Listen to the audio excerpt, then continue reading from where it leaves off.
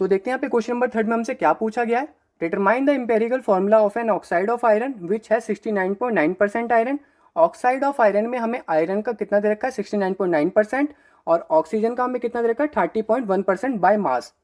तो सबसे पहले यहाँ पे मैं गिवन वैल्यू लिख लेता हूँ, उसके बाद देखते हैं यहाँ पे क्या करना है। तो हमें गिवन दे रखा है, तो गिवन में हमें यहाँ पे क्या दे रखा है, परसेंट बाय मास दे रखा है, परसेंट बाय मास।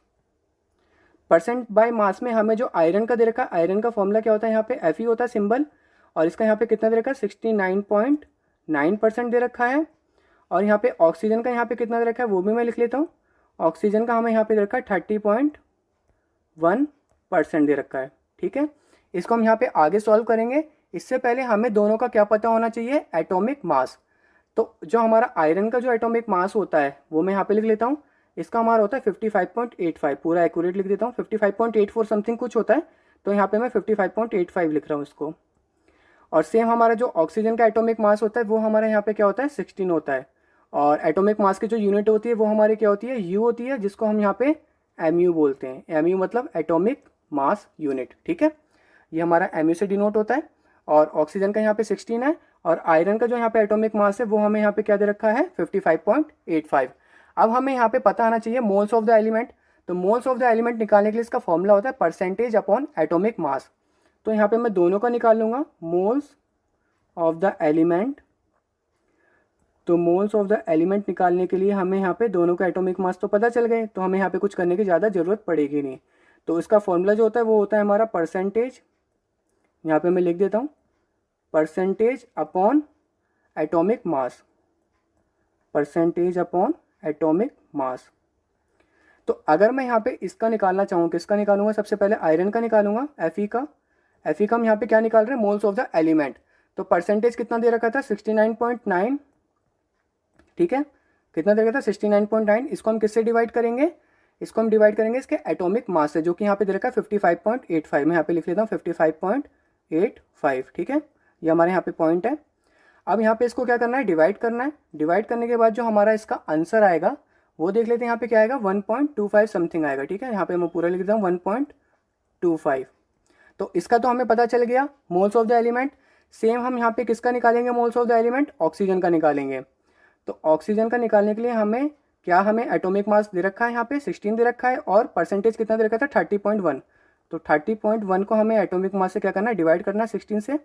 तो इसका जो यहाँ पे मोल्स ऑफ द एलिमेंट निकलेगा वो हमारे यहाँ पे कितना निकलेगा, मोल 1.88 समथिंग निकलेगा। ठीक है, अब यहाँ पे करना क्या होता है, अब हमें निकालना होता है सिंपल मोलर रेशियो।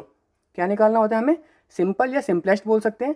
तो सिंपलेस्ट मोलर रेशियो अब हम इसको नेक्स्ट पेज पे निकालेंगे, क्योंकि ये वाला पेज जो है हमारा क्या हो चुका है, भर चुका है। तो अब हम यहाँ पे निकालेंगे सिंपलेस्ट मोलर रेशियो। देखते हैं यहाँ पे कैसे निकालते हैं। सबसे पहले मैं यहाँ पे लिख लेता हूँ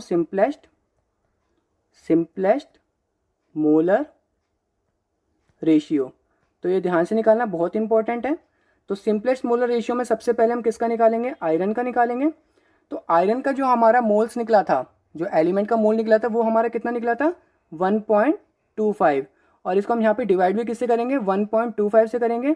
ऐसा क्यों, क्योंकि जो हमारा छोटा मोल निकला था एलिमेंट का वो आयरन का ही निकला था, क्योंकि ऑक्सीजन का यहाँ पे 1.88 था।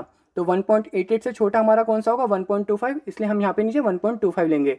इसको डिवाइड करने पे हमारे यहाँ पे क्या आ जाएगा, 1 आ जाएगा। इसका मतलब सिंपलेस्ट मोलर रेशियो हमारे यहाँ पे क्या होगा, 1 होगा। अब हम यहाँ पे देखते हैं ऑक्सीजन का सिंपलेस्ट मोलर रेशियो। तो ऑक्सीजन का जो मोल निकला था वो हमारे यहाँ पे कितना निकला था 1.88 निकला था, और इसको भी हम छोटे वाले मोल से डिवाइड करते हैं, तो जो कि हमारा क्या था 1.25 था। इसको डिवाइड करने पे यहाँ पे हमारा 1.5 कुछ आएगा, तो यहाँ पे मैं 1.5 लिख लेता हूँ।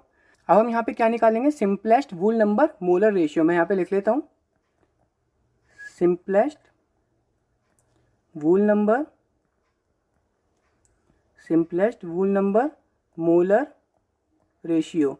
तो इसको हमें यहाँ पे बहुत ध्यान से निकालना पड़ता है। तो सबसे पहले हमें ये देखना होता है जो हमने पहले जो यहाँ पे सिंपल मोलर रेशियो निकाला था वो हमारा यहाँ पे वूल नंबर में है कि नहीं है। तो 1 तो हमारा वूल नंबर में है, बट 1.5 हमारा क्या है यहाँ पे वूल नंबर में नहीं है। तो हमें यहाँ पे क्या करना पड़ेगा, इसको वूल नंबर में चेंज करना पड़ेगा। तो यहाँ पे 1.5 को यहाँ पे 2 से मल्टीप्लाई करूँगा, तो यहाँ पे क्या हो जाएगा 3, जो कि हमारा किस में हो गया, वूल नंबर में हो गया। बट 1 को भी यहाँ पे सेटिस्फाई करने के लिए किससे मल्टीप्लाई करना पड़ेगा, 2 से।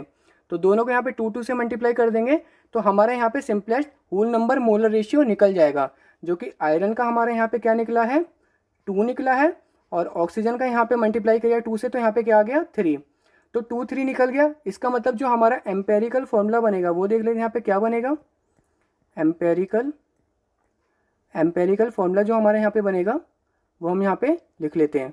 ये बनेगा हमारा Fe का 2 बनेगा, और ऑक्सीजन पे 3 है तो यहाँ पे O3, तो यहाँ पे बन गया हमारा Fe2O3, जो कि हमारे यहाँ पे क्या है, आयरन ऑक्साइड है। होप आपको ये समझ में आया होगा। अब देखते हैं यहाँ पे नेक्स्ट क्वेश्चन के बारे में।